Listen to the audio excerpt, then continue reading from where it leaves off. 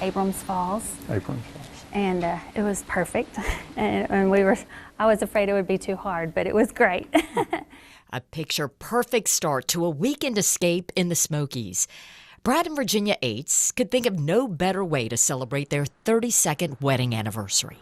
We was driving down Little River Road, and beautiful day, 80s music on the radio, my wife singing, and all of a sudden, every airbag in the car was out. But I just saw dark, like black, and just at the exact same time, it was just a complete stop. And I remember him saying, and he was calm, but he was holding on to the steering wheel, and he was just like, Virginia, I'm hurt.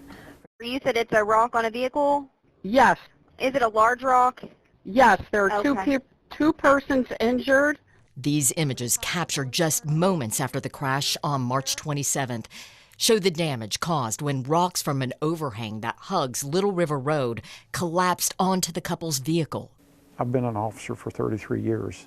I have never been injured to the point that I couldn't complete my mission. My only mission was to get her out of there, to get her to safety. As people rushed to help them, Brad realized something was missing: his wedding ring. Amid the chaos, he begged a bystander to search for it. And she walked over and she slid it back on my finger. A helicopter flew the couple to UT Medical Center, where they were treated for serious injuries: broken backs, fractures, bruising, and swelling. Brad said they were told someone from the National Park Service would check in on them. That never happened. 3 days after the crash, Brad, who is a veteran law enforcement officer in Morgan County, requested a copy of the accident report needed for insurance claims. He said emails and phone calls went unanswered for a couple of days. When he finally reached a Park Service representative, he was told to submit a Freedom of Information Act request. He filled it out that same day. 2 weeks passed. Still, no report. The Aytes then contacted Senator Marsha Blackburn's office for guidance. The next day, they received an email from the Park Service Regional FOIA officer. I don't know who you contacted. I don't know why your phone calls aren't being returned. But if you want anything, everything goes through me. It stuck in my craw. Frustrated, the couple turned to Knoxville attorney T. Scott Jones.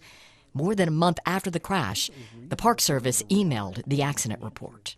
And we can certainly understand a day, 2, 3, perhaps a week, but 40-plus days to get something as simple as an accident report, I guess that just begs the question to the Park Service, why can't you do better?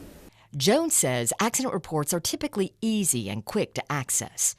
On the National Park Service website, it states, the system manager will make a record available within 10 to 20 workdays after receipt of your request. The Aytes received their report after 26 workdays. Now, Brad says what they want most from the Park Service is information and answers to address their concerns about the safety of Little River Road. I want to know that nobody else has to go through this. I want to know that these overhangs are inspected to where it's safe. Jones has requested information from the Park Service, including records of previous rock slides and accidents on that stretch. WBIR also asked about road inspections and geological assessments. On the park website, we found images from 2010 of another rock slide. The world's most visited park, we ought to expect that they should be safe when folks visit it. And so, have we had other instances in this area, and what are we doing to protect the public at large?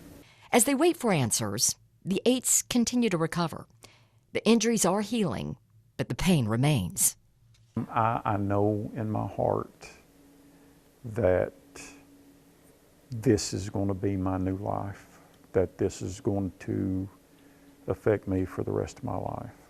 But this mom and dad, now grandparents, are forever grateful for moments like these together. I promise you that we will be hiking on our anniversary next year. I promise you. But for Virginia, the fear has yet to fade. Would you ever travel that road again? I said absolutely not, and I told my children that they could never go to Gates Cove. I want to. I'm hopeful.